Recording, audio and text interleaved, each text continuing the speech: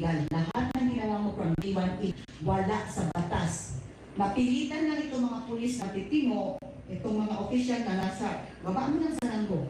Wala sila kasi bangag ka. Pero kami, you can never dictate. Sabihin ko yan sa'yo. Yan sa'yo. Walang mga rarita sa amin. Ikaw, kampon kami sa taas. Tapos pagsabihan mo kami, mga anak kami ng Diyos. Wala kami ibang ginawa, kundi sumunod sa kalooban ng ating Ama, sumunod sa batas. Nation building ang pangalan ni Pastor. Ikaw, sisirain mo lang yung compound namin. Sino ka? Desperado ka kasi, bayad ka kasi. You said, what did you say? This is beyond me. Meaning to say, may kumukumpas sa'yo. Kinukumpasan ka na nasa taas. So, mga Pilipino, ito mga pulis nandito. Pilipino tayo lahat. Alam nyo, nandito tayo para magkaisa, para itaguyod kung ano yung tama at ano yung naaayon sa ating batas. Alam ko nasa puso mo rin yan. So, gusto niya take over, gusto niya lusubin lahat. Para sa ano? 16 days na kayo dito. Wala kayong mahanap. Hindi na si Pastor Kibuloy yung hinahanap ni Torre. Gumagawa na lang siya ng excuse. Kasi inutusan siya, kupubin ito, sakupin ito. Andyan yung airport, andyan yung hangar. Andyan na yung mga Amerikano. Gusto nyo, pagising natin, nasasakop na tayo ng mga puti. Sige, alipin na tayo ng mga puti dahil pinagbili na tayo ng pangalang presidente para makuha niya yung kayamanan niya. Kami alam namin yan, kaya naninindigan kami sa tama. Kaya kung gusto nyo mapahamak ang buong syudad ng Davao, buong Pilipinas, pagising nyo, wala rin kayong magagawa. Dahil Amerikano na ang sumasakop sa atin, ipakigera na tayo sa China, ubos tayong lahat. So habang may panahon pa, alam ko, hindi lahat mga baliw katulad ni Torre, marami pang matitino dito. Kayong mga pulis, that is your vow to save and to protect. You have given your lives in service of God, country, and people. This is your time to stand for what is just. Manindigan kayo kung ano yung tama. Manindigan kayo kung ano yung makatarungan. Manindigan kayo para sa kapakanan ng mga Pilipino. Manindigan kayo para sa kapakanan ng Pilipinas. Huwag niyong ipasubot because naka-live tayo araw-araw. Pahiyang-pahiyak na ang PNP. Nakakahiya na yung uniforme ninyo. Mawawalan na ng tiwala ang Pilipino sa inyo. Paano niyo maibabalik yung tiwala ng mga Pilipino sa inyo? Kung nagpapasako kayo dyan kay Torre na bayad, dyan kay Torre na bastos, dyan tama pa ba yan? Kayo mismo alam nyo. Maraming mga madangal ang mga general, mga officials na may dangal. Marami. Kahit dito mga officers, wala na rin kayo. Low moral na rin kayo. Nakakaawa kayo. Natutulog kayo dyan lang sa damo. Wala kayong tamang pagkain. Wala na kayong tubig. Wala. Papasakop pa rin kayo hanggang dyan. Well, hindi kami nagpapasakop. Hindi kami nagpapaalipin sa mga berdugo. Hindi kami nagpapaalipin sa mga masasama. Hindi kami nagpapaalipin sa kanilang leader na sarili lang nila ang iniisip na. Kami nandito, naglilingkod kami, naninindigan kami para sa aming mahal na pastor, Pastor Apollo C. Kibuloy, dahil alam namin, kilala namin lahat ng kabutihan ng tinuro ni Pastor, lahat ng kabutihan, pag-ibig, yan ang pinunlan sa puso namin. Kita nyo? Nakita nyo itong compound na ito? Example lang ito kapag ang leader matino. Example lang ito kapag ang leader talagang may pag-ibig. Ganito ang gagawa. Wala kaming resources. By faith, pananampalataya at pag-iisa lahat. Dapat ganito ang buong Pilipinas. Nakita niyo kung gaano kapayapa ang mga tao na nakatira dito. Nakita niyo ang mga young people kung paano sila sumunod. Nakita niyo yung mga young people, wala silang bisyo. Nakita niyo yung mga young people, dapat ganon ang young people. Ganon ang kabataan ng Pilipinas. Hindi nalulong sa adik o sa droga. Hindi nalulong sa bisyo. Hindi mga kurap. Dapat ganon. Ganon dapat ang mga kabataan because the youth is the backbone of our country. The youth is the future of our generation. May mga anak din kayo. Lahat ng pulis na nandito, may mga kapatid din kayo. May pamilya din kayo. Anong klase ba? Anong klaseng Pilipinas ba ang gusto nyo? Mga tyrant kayo? Mga berdugo ang mamamahala? Nakita nyo ba? Walang sinabi ang presidente. Tama pa ba yan? presidente pa ba tayo? Kayo, mga pulis, may presidente pa ba?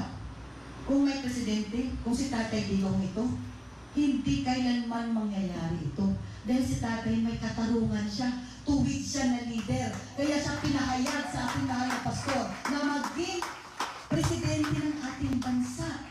Pinahayag si Tatay Digong. Kaya namin sinuportahan si Tatay. Pero kita niyo ang pamamahala niya. Ano nangyari sa inyong mga kapulisan? Naibalik niya ang dignity ninyo. Nabalik niya ang respeto ng mamamayan sa inyo. Huwag niyong sirain dahil lang sa b***ag ng presidente na malapit ang maupos. Hindi natin alam kailan magtatagal yan. Huwag kayong magpapagamit. Do not go down in history na kayo yung nandito sa Kingdom of Jesus Christ. Tanungin kayo ng pamilya nyo, nandito kayo sa siege, nagpagamit kayo sa corrupt na general, nagpagamit kayo sa bansang ito. Anong future meron kayo? Anong ituturo nyo sa mga pamilya ninyo? Anong kabutihan pa? Kayo, mga uniforme ninyo, anong kabutihan pa? Saan pa makakasandal ang mga tao sa uniforme ninyo? Wala na. If you will not stand today or tomorrow or whatever, you will blow your chance. Lahat ng opisyal na nandito, huwag niyong sayangin ang pagkakataon. Sinasabi namin ito sa inyo para sa chance to remake history. Huwag kayong magpagamit on the other side of history na kayo ang ginamit para magka-constitutional crisis, para magkagulo sa Pilipinas. Gusto ni Bangag magkagulo dito para meron siyang rason na mag-martial law. Para siya na talaga maghari. Tingnan mo si Tambalos-Los, nag-pass the troops na, nag-marcha na. Diba? Kasi siya nga ang may ambisyon hanggang 2028 na mag-presidente. Ganon klase, puro ayuda. Gusto niya mahirap ang Pilipino para puro ayuda, puro ayuda. Hindi niya pera yan. Pera natin yang mga Pilipino. Pera yan natin. Ibalik natin sa Pilipinas. Ibalik natin sa ating mga mamamayan. Ibalik natin yan. Dapat sa atin yan. Pero, bakit? Pinakamal ni Mang Banus-Lus. Tapos sasabihin niyo ayuda. Huwag kayong magpadala sa ayuda. Ginagawa niya ganun ang CPP, NPA, NDF. Di ba nakikilaban kayo sa mga NPA? Di ba binigay niyo yung buhay niyo para sa mga komunista na yan? Huwag niyo sabihin naging komunista na rin kayo. Huwag niyo sabihin naging terorista na rin kayo. Ang ginagawa niyo dito, nagte-terrorize na kayo. Nagiging terorista na kayo. At the expense, gusto niyo itakip si pastor? Hindi na, it's beyond our beloved pastor now. Alam niyo yan. Tama pa ba ang warrant of arrest? Tama ba yung warrant of arrest? Sa pupup ka? Pagbabawalan mo ang lahat ng nakatira sa bahay? Alam nyo ang batas. Mga pulis, law enforcer kayo, alam nyo ang batas. Mas alam nyo ang batas kaysa sa amin ng mga mayang Pilipino. Kayo ang nanumpa para proteksyonan kami. Huwag nyo lang proteksyonan ng ilang politiko. Huwag nyo lang proteksyonan ng ilang general ninyo. Huwag niyong pabayaan yan. I'm just saying this para kung may chance pa man, you redeem whatever that skill you have. I-redeem niyo kung ano yung honor at dignidad at pagkatao ninyo. Pag-uwi niyo sa mga pamilya niyo, ano sasabihin niyo? Kinugbog namin ang Jesus Christ. Alam niyo ba ang Kingdom of Jesus Christ? Religious to, sacred ito, banal ito na dako. Nakita niyo ilang araw, wala kami ginawa kundi manalangin sa ating dakilang Ama, magpuri, magawa ng mabuti. Ito ang kinugbog niyo, ito ang i-terrorize ninyo. So terorista na rin kayo. Huwag kayong magtago sa mga armas ninyo. Baka mabaliktad yan sa inyo. Kasi ano man ang mangyari, maninindigan kami. Ang aming pananampalataya sa aming dakilang Ama, hindi kailanman mawawala. Lalo kami maninindigan, lalo kami magkakaisa, dahil alam namin ang Diyos na aming pinaglilingkuran. Ililigtas kami ng aming Diyos. Ito lang ang sabihin natin, alam na ng lahat ng kingdom citizen. Our God is able, kayang-kaya ng aming Diyos na pinaglilingkuran kami, na ililigtas kami. Pwede siyang magpadala ng 10,000 anghel upang lipunin kayong lahat. Kayang-kaya ng Diyos na pinaglilingkuran namin yan. Because He is the God of the Old and the New Testament. He is the God of Abraham, He is the God of Moses, He is the God of Jacob, and He is the God that we are serving. But know this, alamin niyo ito. Iligtas man kami ng aming ama or hindi. Hindi kami luluhod sa mga kasinungalingan. Hindi kami luluhod at magpapaalipin sa masasama. Manindigan kami para sa kabutihan, manindigan kami para sa katotohanan, at manindigan kami para sa hostisya. Una sa lahat sa aming mahal na pastor. Kung sinungaling si pastor, kung lahat ng pinagbibintang nila kay pastor totoo, mananatili ba kami dito? Kayo, tanongin namin kayo. Kung yung pinagbibintang ni Tore, kunyari kawawa daw yung alias Amanda, kung malalaman nila kung sino yung alias Amanda ang ginamit ng kaaway, mahihiya kayo sa buhay niya. Kung anak niyo si alias Amanda, siguro kayang unang kumitil sa buhay niya sa kahihiyan na ginawa niya. Babae siyang tao. Babae siyang tao, pero kahihiyan ang pinaggagawa niya. Eh kasi ayaw niyang managot sa kahihiyan at kabastusan na ginawa niya dito sa kingdom, lumabas siya at binaliktad niya si pastor na nirate daw siya. Puro kasinungalingan yan. Puro fabricated yan. Para malaman yung mga pulis, para alam niyo kung anong pinaninindigan namin, alam niyo rin kung sinong proteksyonan ninyo. Huwag kayong maniwala kay Tore, isa lang yun si Amanda. Nakita niyo mga young people dito? Nakita niyo ba yung mga young people kung paano sila sumunod? Pakita nyo kung paano sila masayang magpuri sama. Kung rapist ang pastor namin, manatili yan? Kayo, tanungin namin kayo. Kung rapist si pastor, kung child trafficker si pastor, itong mga members na to, itong mga workers na to, magpapakamatay ba ito? Ha? Kung ang sinusunod namin na leader, yung sinasabi ni Tore, kayo, magpakamatay kayo kay Tore?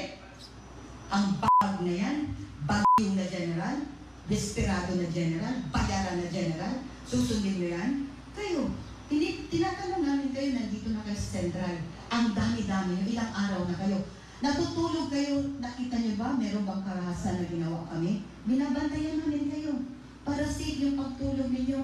Bakit kayo makakatulog sa compound namin? Gawin nyo yan sa Marawi. Ganin nyo yan doon sa mga lugar kung makatulog kayo. Tingnan namin kung makatulog kayo ng mahinding. Tingnan namin kung mahubad nyo yung mga uniform ninyo. Kung maibaba nyo yung mga armas ninyo. Magawa nyo ba yan sa iba? Gawin niyo sa ibang compound. Pero bakit magawa niyo yan dito sa Kingdom of Jesus Christ? Bakit magawa niyo matulog na mahimbing, dito nakakain kayo ng mabuti? Bakit niyo magawa yan? Dahil alam niyo, ang mga nakatira dito, mga anak ng Diyos, mga tinuruan ng kabutihan, mga anak ng Diyos na puno ng pagmamahal sa Diyos, sa kapwa, at sa bansa. Kaya tingnan nyo nga sa nanay para sa Diyos at sa Pilipinas nating mahal. Kung mahal nyo ang Pilipinas, maging ganito ang buong Pilipinas kung ang leader pareha kay Pastor Apollo Quiboloy. Disiplinado, malinis, masunurin sa batas. Ito, excellent. Kasi yan ang turo ni Pastor. Dapat yun ng Pilipinas. Tingnan nyo ang Pilipinas ngayon. Baha, droga, pugo, smuggler, kidnapper, protector ng mga drug addict. Bakit? Yan ang nasa pamahalaan. At yan ang kumuutos at kumukumpas kay Tore. Ganun ba? Sundin nyo ba siya? Mag-isip-isip kayo. So yun ang susundin nyo. Yan, magtatagal yan. Akala nyo magtatagal yan. Galit na ang mga tao. Huwag nyo hayaan, pati kayo, pagagalitan na rin ng tao. Mga pulis, alam namin kayo galit na rin sa general ninyo.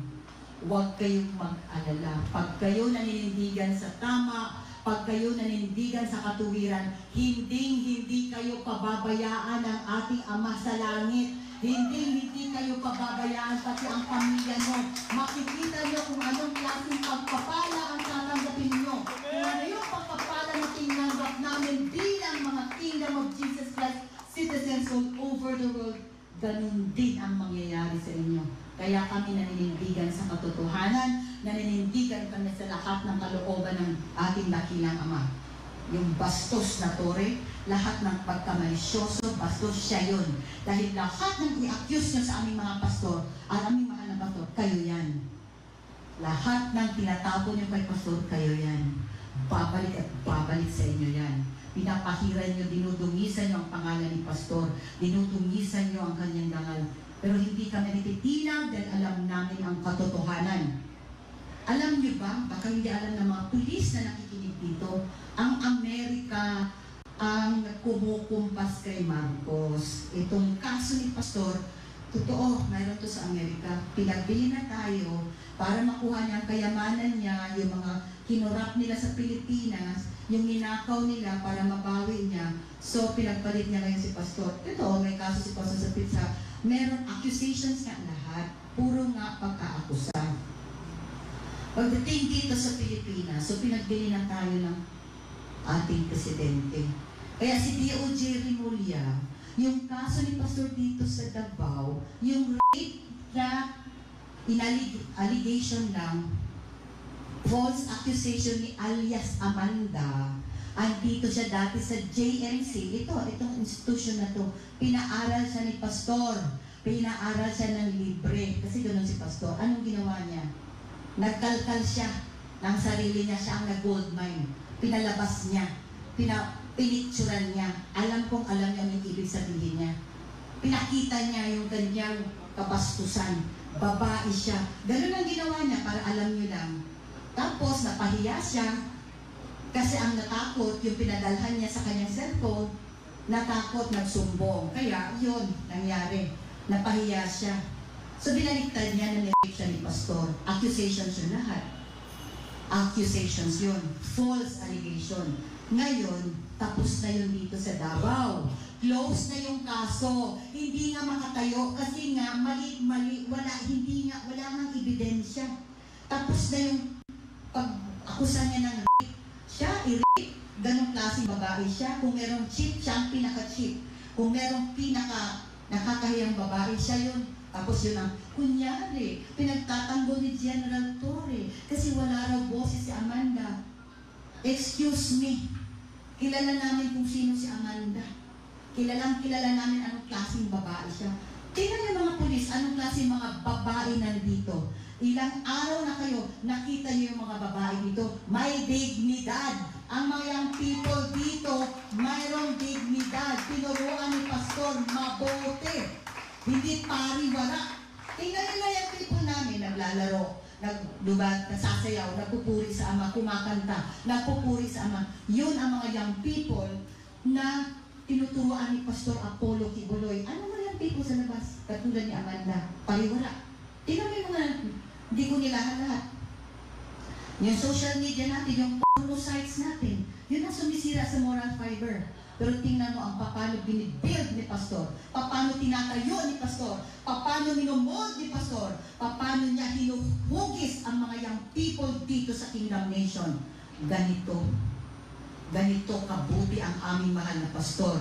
Ganito, kaya naninindigan, nakita niyo mga young people na babae at lalaki, inoffer na rin nila, binigay na rin nila ang kanilang buhay para sa aming mahal na Pastor. Ayaw namin masira ang kanilang perception sa mga pulis. Ayaw namin na masira ang kanilang pananalig sa mga pulis. Kaya sabi namin, huwag kayong gagaya.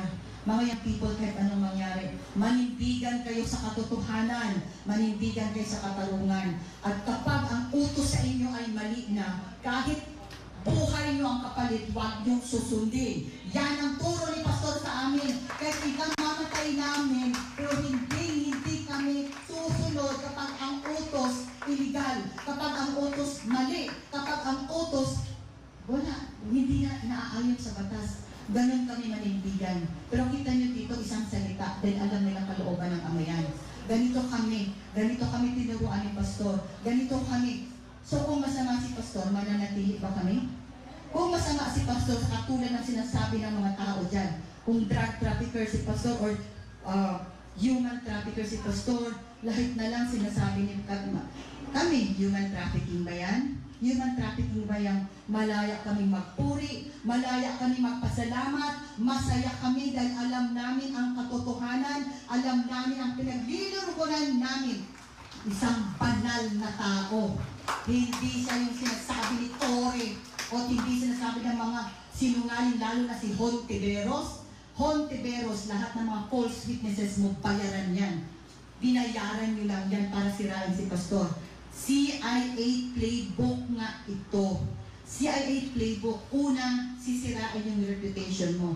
Character assassinate ka. Ganun ang ginawa nila kay Pastor. Siniraan nila si Pastor, siniraan puri nila si Pastor, yan, lahat ng accusation, binigay nila kay Pastor o tinapo na nila kay Pastor, lahat ng pangalan tinawag nila kay Pastor. CIA yan. Pagkatapos nila i-character assassinate si Pastor, ginamit itong Bontiveros na ito, meron siyang mga false witnesses sa Senado, lahat yun, puro gawa-gawa. Biro mo anong sabi ni alias Rene? Pumunta daw si Tatay Digong sa Glory Mountain, nag-shopper sila ni BP Sara at nagdala ng bag ng mga baril. Kung kayo, mga pulis, kilala niyo si Tatay Digong, kailan siya nagdala ng bag ng baril? Yun pa lang dapat nagising ng Pilipinas.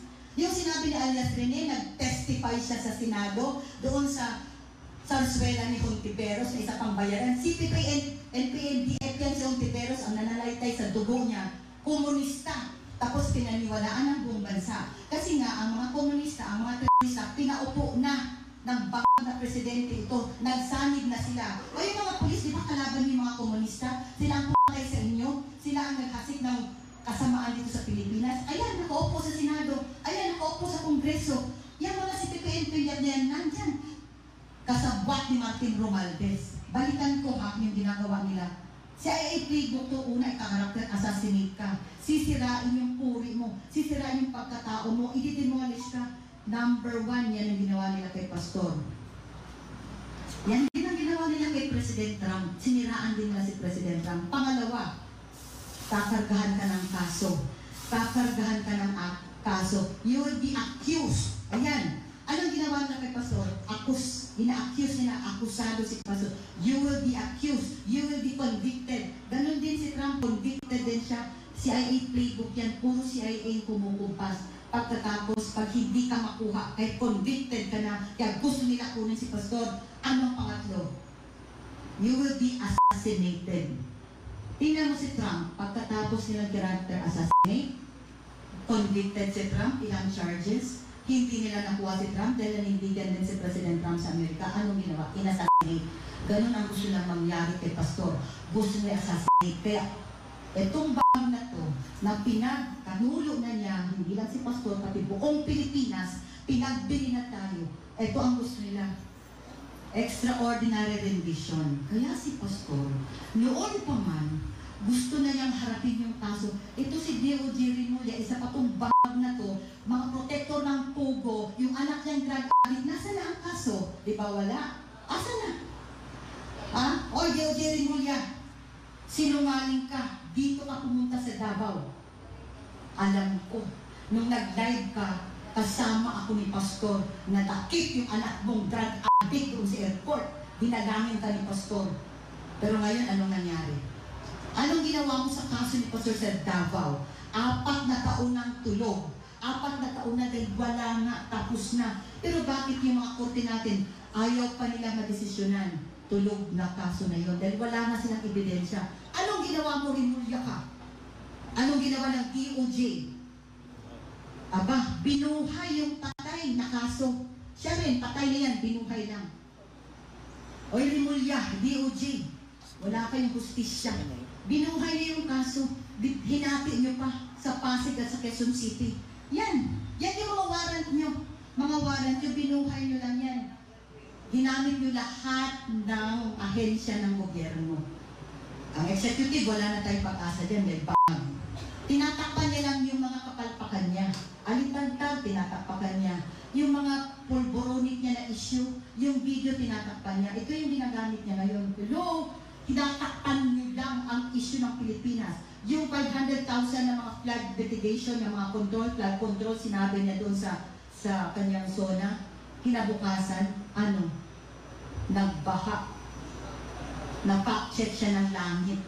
Ganun siya kasinungaling. Yan ang pinaglilingkuran ninyo? Yan ang proteksyonan ninyo? Yan ba ang proteksyonan ninyo, mga kapulisan?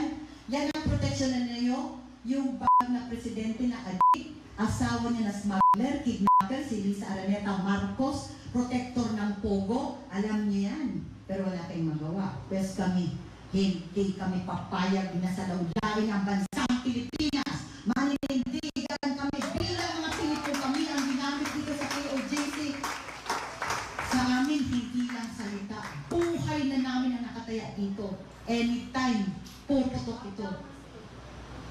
anytime.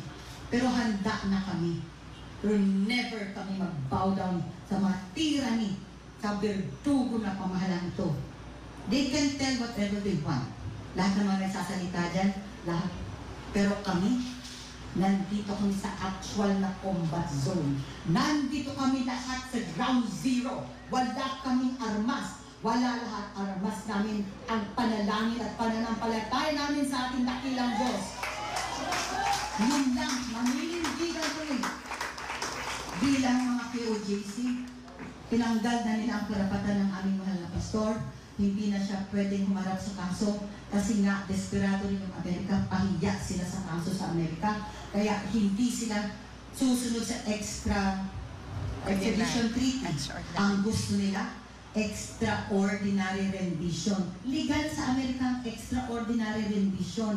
Kikidnapin ka, dadalhin ka sa Guantanamo, dadalhin ka kung saan at doon ka papatayin. Legal sa Amerika ang extraordinary rendition. Yan ang gusto na mangyari sa aming mahal na pastor. Kaya si pastor hindi nagtatago sa batas. Si pastor kailanman hindi umiilag sa batas. Gustong-gusto na ni pastor ang magsalita para malaman ang katotohanan. Pero nakikialam itong mga puti. Nakikialam, sinasakot na naman nila tayo dahil pinagbili na tayo ni Bongbong Marcos. Kita mo yung mga EDCA-sites, gusto nila itong Davao. Dahil napaka-strategic ng POJC compound. Nakikialam sila. Gusto nila kasi meron ng facilities at malapit sa airport. Tapos, kayo mga polis, kayo pa ang protection sa kanila.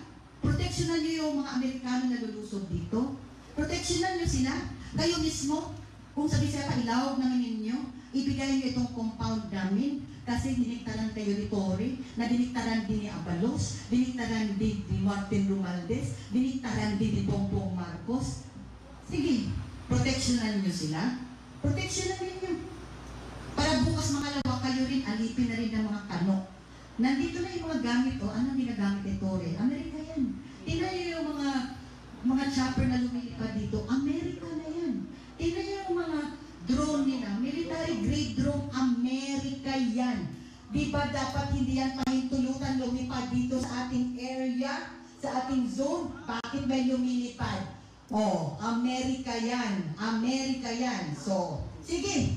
Yan ang proteksyonan ninyo. Proteksyonan niyo yung mga Amerika. Proteksyonan niyo yan. Ipagbili niyo ang Pilipinas. Ipagbili niyo itong compound. Hindi lang compound pinagbili niyo. Pilipinas na. Ganun yun. Sige, proteksyonan niyo yung mga bami yan. Puti yan lahat. Puti. Narinig niyo ba ang presidente? Narinig niyo ba ang presidente Marcos na nagsabi o nag-issue ng statement? Wala. Wala tayong narinig sa presidente. Wala. Tama pa ba yan? May gobyerno pa ba tayo? Anong sabi niya? Narinig niyo yung sabi niya, di ba? Pag-interview sa kanya, ang lahat ng pulis na pumasok sa compound, walang baril. Palakpakan ang presidenteng bangag. Wala daw baril. Walang baril. Kayo mismo, alam nyo ang dala nyo. Si Tory mismo nakabalandra yung baril niya, pero walang baril. Sige, proteksyonan nyo yung klaseng presidente. Sige, kayo, ganun man kaya. Proteksyonan nyo yan na walang baril. Yun pa lang. At walang nag-tear gas. Okay, walang ganun siya kabangag. Gisingin na naman. Kung hindi pa rin kayo gising, 16 days na kayo dito na ginagamit ng bangag na yan, kawawa ang Pilipinas, kawawa ang mga anak natin, wala na talaga tayong pag-asa. Kung kayo mismo, tinatakpan nyo, proteksyonan nyo pa ang bangag na pamahalaan. Kaya wala kayong batas, ang batas si Tory. Okay, lulusog kayo, iti-take over ninyo, pero alamin nyo to mga pulis. Kahit ganito kami, hindi kami aalis. Hindi kayo mapapaalis ng Tory na yan dahil kahit 5 duling, wala siyang nabigay dito. Huwag siyang maghari-harian. Pumunta siya sa impyerno, doon siya maghari. Palitan niya sa Satanas. Tory, narinig mo? Huwag kang magmadali. At huwag kang hukay ng hukay. Baka impyerno ang matagpuan mo, ha? Sige. So ngayon lang, ito lang po papaalam ko sa lahat ng mga nakikinig ngayon. Baka yung iba, first time nyo lang din dito sa compound kasi alam ko, shifting kayo. Nagpapalit-palit kasi yung mga forces ninyo. Kaya nandito pa rin kami. Matulog kayo, nandito pa rin kami. Pagising nyo, nandito pa rin kami. Ano nga nagawin nyo, nandito pa rin kami. Maninindigan kami, bahay namin to. Amin ito. Hindi na welcome si Torre. Hindi na kayo welcome. You are no longer welcome here. Listen, makinig ka. Hindi ka na welcome. You know what you did? Bansang Pilipinas, makinig kayo. Torre, the police who are with him, rape the kingdom of Jesus Christ. The moment you forcefully entered our compound, that is the rape of KOJC in the guise of serving an illegal warrant. Because the warrant is addressed to Silvia Simanes sa Pasig na ka-address. Pero ang hinahanap mo dito sa KOJC compound si Pastor Apollo Sico Buloy. Yun pa lang, illegal na. Kaya rape ang pagpasok mo dito, rape ang pagkuha mo sa karapatan namin na manalangin sa aming katedral, rape ang pagkuha mo ng karapatan namin na mabuhay na matiwasay dito sa aming pamamahay. That is the rape of KOJC in the guise of serving a warrant by this abusive, evil regime by Marcos Jr. We have already withdrawn our support. Wala na kaming support sa gobyernong Marcos. Matagal na. Wala na kami. We have withdrawn our support. Kung kayo, mga pulis at mga mamamayan, nagsusuporta pa rin kayo sa gobyernong ito, desisyon nyo yan. Pero kami, kung sino man ang makiisa sa amin, kung sino man ang mag-withdraw ng support nila, ito ang pagkakataon. Ito ang pagkakataon. I-withdraw na natin ang support sa pangarap ng presidente niya. Hindi na sa presidente para sa amin. Wala siyang pamalan. Wala ng gobyerno. Wala ang gobyerno. So sa lahat na nakikinig ngayon, that is our stand.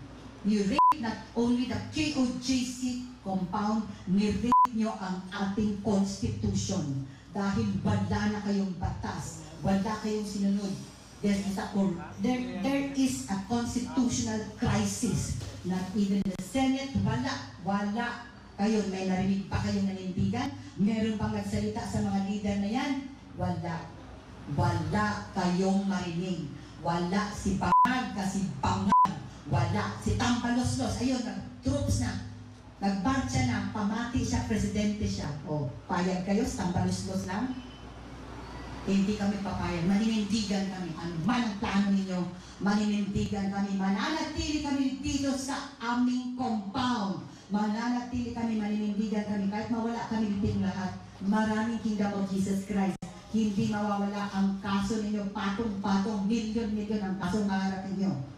Tandaan nyo ito. Kung ilang libo kami dito, ubusin nyo man kami, ubusin nyo man kami, marami pang kingdom of Jesus Christ.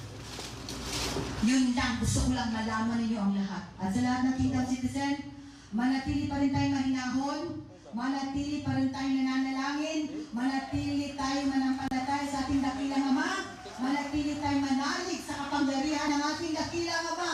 Dahil kailanman, hindi mananaig ang kadiliman sa kaliwanagan, hindi mananaig ang kasamaan sa kabutihan. Purihin ang ating dakilang Ama, ibigay natin ang lahat ng pagpupuri, pagpapasalamat at pagduralhati sa ating mga pamilyang Ama, our Father, Lord Jesus Christ, ang may likha ng lahat sa pamamagitan ng ating pinakamamahal na pastor, Pastor Apollo Sico Buloy.